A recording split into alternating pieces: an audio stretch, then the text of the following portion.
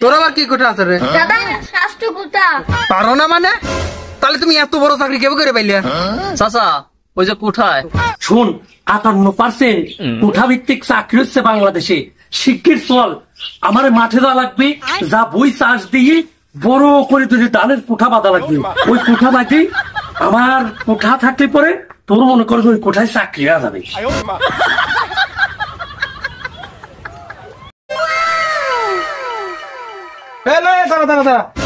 এত কনে গেছিলি রে? ফুটবল খেলবি দিচ্ছি। ফুটবল খেলবে গেছিলি মানে? হয়তো স্কুল বাদ দিয়ে খেলবে যাবি গেছি কিনা? পড়ালেখা লাগবে না তোর? এত পড়ালেখা করে কি হবি?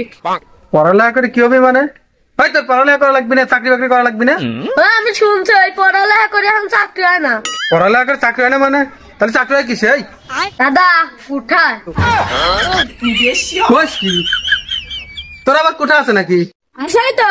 তোর আবার কি কোঠা আছে রে? দাদা স্বাস্থ্য কোঠা। কইস কি? তাহলে তো আমারও কোঠা আছে রে। মুরব্বি আগে গেছি, মুরব্বি কোঠা আমার।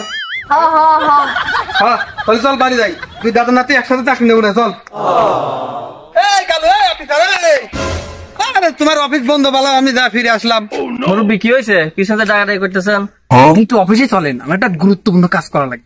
আর অফিসটা এখন বন্ধ, কি হয়েছে আপনি সেটা কন। আরে আমার একটা মুক্তিযোদ্ধার কাজ করা লাগবে।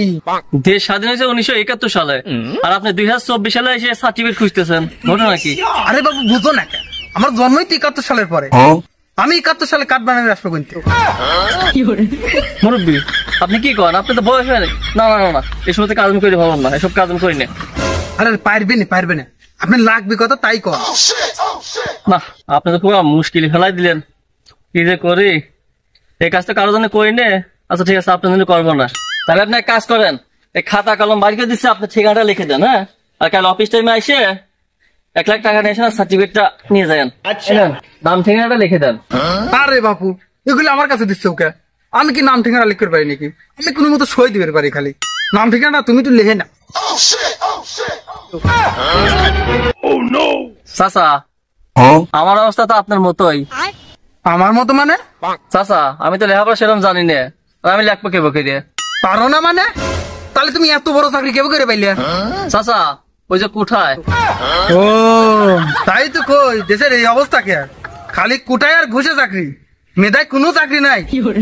এই চাচা এত কথা বাদ দাও, ওই কাজ অফিসে আসো, আমার পিয়ন ভালো শিক্ষিত আছে, তোমার ফর্ম সব পূরণ করে ঠিকানা লিখে দিবে না, আর চাকরি তোমার হয়ে যাবে, সার্টিফিকেট চলে এসো। মধু খা, খালি মোবাইল টিপলে হবি? মোবাইলের ভিতর দেখতেছিস নি যে দেশের খোঁজ খবর রাখতেছিস নি? উঠা আন্দোলন শুরু করছে জনগণ। শুন 58% উঠা ভিত্তিক চাকরি হচ্ছে বাংলাদেশে। শিক্ষিত চল, আমার মাঠে দেওয়া লাগবে, যা বই চাষ দিয়ে বড় করে তুই ধানের কোঠা বাঁধা লাগবে।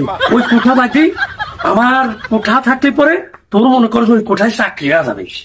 আরে মূর্খ আব্বা, এই কোটা কি সেই কোটা? কোনে দানের কোটা আর কোনে চাকরির জন্য কোটা। এটা হলো মুক্তিযোদ্ধা কোটা, স্বাস্থ্য কোটা, পোষ্য কোঠা, প্রতিবন্ধী কোটা, আরো অনেক কোঠা আছে। এই কোঠায় হলো চাকরি দিচ্ছে, দানের কোঠায় না।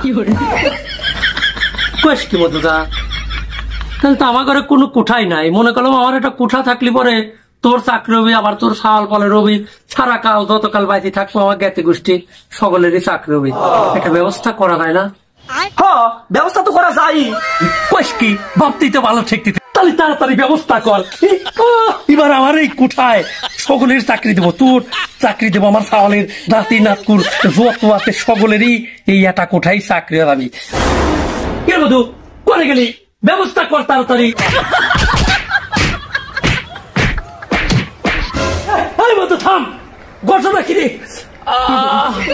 ওখানে বাগিল উলি করে দিলি রে, আমি তো ভালো মানুষ, আমি প্রতিবন্ধী হয়ে গেলাম। আব্বা এই তো প্রতিবন্ধী কোঠা, বোঝা নাই?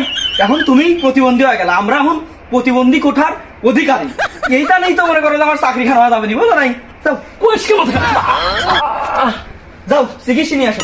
শোন না, ওই প্রতিবন্ধী এখন তুই এক কাম কর, অফিসে যাইয়া কিছু টাকা পয়সা দি, প্রতিবন্ধীটা কাট করি নাই আমার, তাহলে সকলেরই চাকরি যাবে নি। যা যা যা। আব্বা এখন তোমার পা ভাঙছে না, তুমি তখন প্রতিবন্ধী হয়ে গেছো, তাহলে আমি অফিসে যাইয়া তোমার জন্য এখন কার্ড করে নিয়ে আসি, কি প্রতিবন্ধী কার্ড। ঠিক আছে তুমি যাইয়া চিকিৎসা নিয়ে এসো। যাও যাও যাও।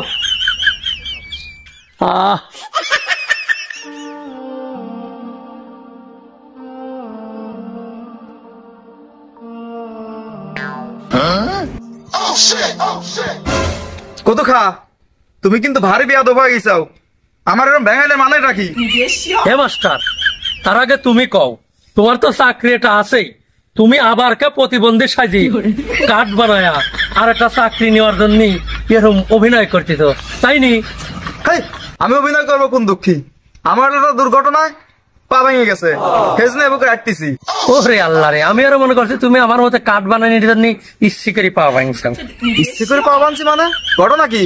আরে শোনো, তুমি দেখতেছো না 58% কোঠায় চাকরি হচ্ছে বাংলাদেশে, আমার তো কোনো কোঠা নাই, সেজন্য মধু খার কাছে কলাম, মধু খায় সে খাইছি দিয়ে মানে না কইছি, পাওটা ভাঙিয়ে দিল। দিয়ে সারি করলে আব্বা যাও এখন অফিসে কার্ড করে নিয়ে আসো, তাহলে তোমার প্রতিবন্ধী কার্ড হলেই আমার চাকরি হবে নি, নাতি নাত করে চাকরি হবে নি, তোমার জাতি গোষ্ঠীর সকলেরই চাকরি হবে নি।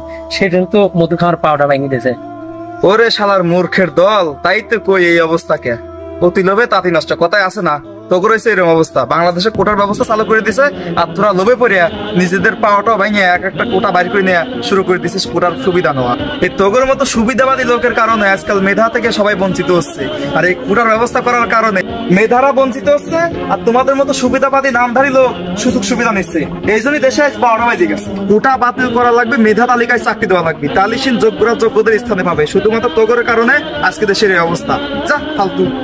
ও ন্যাংরা মাস্টার, মাস্টার তুমি তো ঠিকই কইছি, এই জন্যই তো একটা অফিসে গেছিলাম, তা আসারি আমার নামের বানানি ভুল করি লেখছে। ওই দেশের প্রতিটা জায়গায় এইরকম অবস্থা, দেশ অচল হয়ে গেছে। সুতরাং মেধা বিকাশ করা লাগবে, যোগ্যতার জায়গায় বসা লাগবে। তোমার মতো লোকজন না যাও চিকিৎসা করে তোমার কাম তুমি করো গা। মাস্টার আমি তোমার সাথে একমত, তাহলে হলো সবারই এক কথা লাগবে। আমরা এই কুঠা বিরোধী আন্দোলন করবো, যাতে কুঠায় চাকরি নেওয়া হয়, মেধা তালিকা সবার চাকরি। তুমি পাওয়াটা ভালো করো, আমি পাওয়াটা ভালো করি, আন্দোলনে শরীর করা লাগবে। ঠিক আছে ঠিক আছে, আমি মধু খার কথা দিচ্ছি, ঠিক মতো পড়াশোনা করি, তারপরে মেধা তালিকায় চাকরি না লাগবে, কোনো চাকরি হবে না, কুঠা বাতিল।